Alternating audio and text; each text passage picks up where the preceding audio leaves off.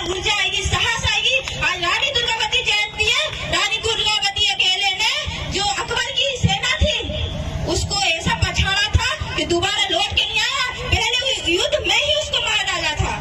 ये स्थिति आई थी, ऐसे कई सैनिकों को मार दिया था उसने। तो रानी दुर्गावती बनना होगा आप लोगों को, नहीं तो इस जो भारत देश है इसमें नारी शक्तियों के लिए कोई सुरक्षा नहीं है। भले वो नेता मंत्री बड़े बड़े मंच पे बैठते हैं, हमारे संविधान को लागू नहीं करते, लेकिन संविधान में हमें नारी शक्तियों के लिए स्पेशल अधिकार मिले हैं, लेकिन उस अधिकार का हमारे ऊपर बैठे लोग ही उल्लंघन करते हैं। नारी शक्ति को कहीं आगे बढ़ने नहीं देते हैं। क्यों नहीं देते हैं? जब तक आप लोग आवाज नहीं उठाएंगी तब तक हम लोग डरे से में रहेंगे। लेकिन आज से आप लोग कसम खा के जाइए कि हम भी कभी भी कोई कार्यक्रम होगा तो रानी दुर्गावती बन के बैठेंगे, कंकाली दाई जैसे बन के बैठेंगे, रानी दुर्गावती, कमलावती, माँ सावित्रीबाई फुले जैसे बन के बैठेंगे, जिन्होंने लड़की के लिए पहला विद्यालय खोला था। ऐसी माँ सावित्रीबाई फुले जी को भूलिए आप, जिन्होंने लड़कियों को पढ़ने का अधिकार दिया था।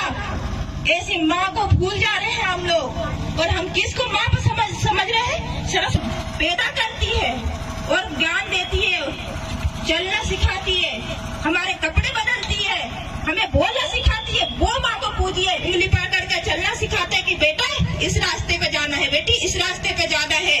वो हमें ज्ञान देते हैं। ऐसे भगवान को पूजिए आप लोग, ना कि इस दुर्गा को, इस सरस्वती को, इसको उसको। मेरा कहने का मतलब है सबसे बड़ा भगवान इस देश में है तो वो हमारे माता पिता है और कोई नहीं है। साथियों याद रखना, अपने माता पिता को ही आप लोग पूजा करना, क्योंकि इससे बड़ा कोई भगवान इस देश में नहीं है। इससे बड़ा कोई भगवान इस देश में नहीं है। जो अपने माता पिता की सेवा करता है वही आगे चल के आगे बढ़ता है, और वही वो पंडित बोलता है ना स्वर्ग नर्क में जाता है, उसको भी नहीं पता है कि स्वर्ग नर्क में जाते हैं।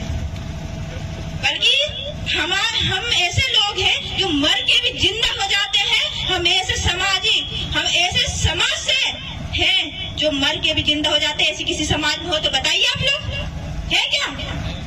तो ऐसे समाज के लोग हैं हम। हमें खुशी होनी चाहिए, हमें गर्व होना चाहिए। इस समाज में हम पैदा हुए हैं, इस आदिवासी समाज में पैदा हुए हैं। मैं गर्व से बोलती हूँ, मैं गोंड हूँ, मैं आदिवासी हूँ और आदिवासी की बेटी हूँ, और मैं दहाड़ूंगी भी, और लोगों से जो शोषण अत्याचार करते हैं उनको पछाड़ूंगी भी।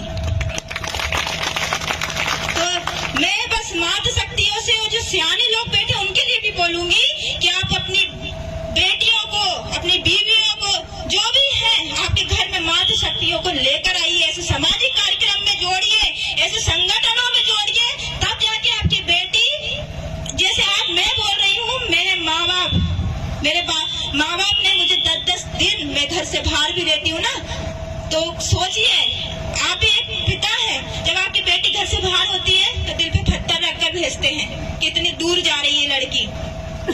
तो आप लोग, मेरे पिताजी ने जब मुझे समाज सेवा करने के लिए आजादी दे दी है, तो आप लोग भी अपनी बेटियों को आजादी दे सकते हैं और उन लोगों को भी समझा सकते हैं, बता सकते हैं कि बेटी आज समाज है तो हम हैं, समाज नहीं है तो हम नहीं हैं।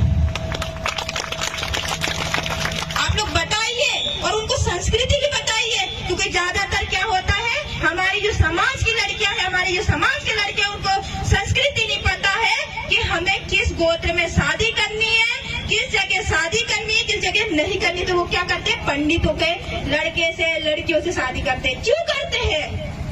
ये नहीं बताने का जो अपने पूर्वज है, मैं उनकी गलती समझती हूँ, क्योंकि वो लोग अपने बच्चों को ये चीज का ज्ञान नहीं देते हैं। यदि आप ज्ञान देने लगे तो कभी पंडितों में या कहीं पे भी शादी नहीं करेंगे, वो सिर्फ अपने समाज में शादी करेंगे और इसके सिवा कहीं शादी नहीं करेंगे। लेकिन आप लोग को बताना पड़ेगा अपनी बेटियों को, क्योंकि हमारा जो व्यवस्था बनी है ना, वो इतनी खूबसूरत व्यवस्था है कि हमें पता होता है कि हमें किस लड़के से शादी करनी है, किससे नहीं करनी, कौन हमारा भाई लग रहा है और कोई हमारा सगा लग रहा है, ये हमें पता होता है। आज मैं उइके की लड़की हूँ, मैं धुर्वे के लड़के से शादी कर सकती हूँ, मैं 6 देव वाली हूँ, मैं 7 देव वाले से शादी कर सकती हूँ।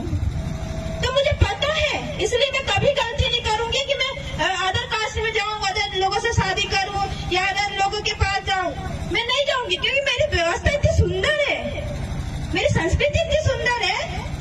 मैं प्रकृति में रहने वाली लड़की हूँ, मेरा समाज प्रगतिवादी है, समाज प्रगति को पूजने वाला है, किसी पाखंडवाद को बढ़ावा नहीं देता मेरा समाज। लेकिन मेरे समाज को वही जानकारी नहीं होता, तो हम जैसे युवा लोगों को दुख होता है, बहुत ज्यादा दुख होता है कि हमारा समाज आज पाखंडवाद में उलझा पड़ा है, इसके सिवा उसको कुछ नहीं पता।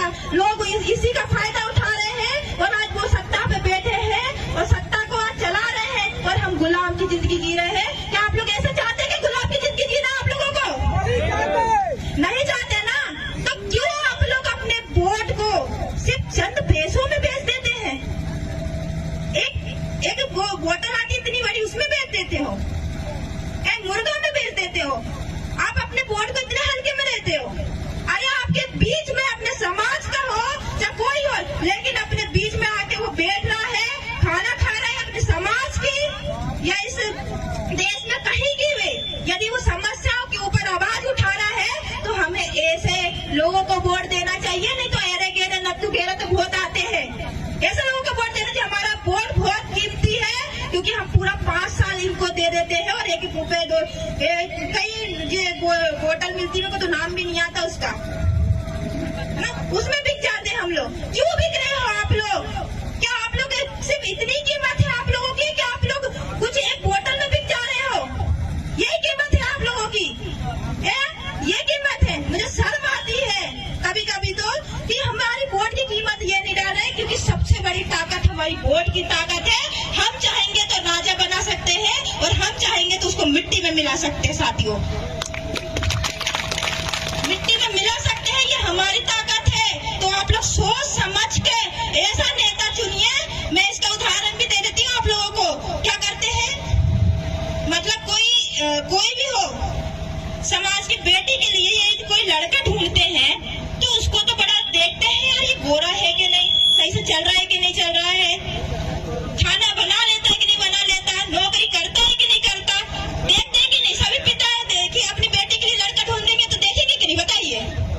देखते हैं ना, सारी खूबी देखते हैं लड़के के अंदर कि हमारी बेटी कैसे खुश होगी यदि हम ऐसी उठा कर दे दिए किसी को। देखते हैं ना, बेटा हो या बेटी, उसके लिए लड़का या लड़की आप लोग देखते हैं तो ठोक बीन कर देखते हैं, ऐसे कोई नहीं दे देता उठा के अपनी बेटियों को। तो यही सबसे बड़ा उदाहरण है।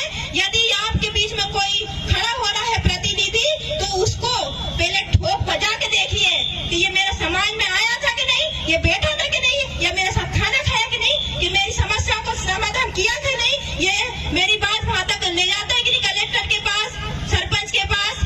तो ऐसे लोगों को मैं कह रही हूँ, आप लोग ऐसे लोगों को वोट दीजिए जैसे आप अपने बेटी के लिए वो दामाद देखते हैं।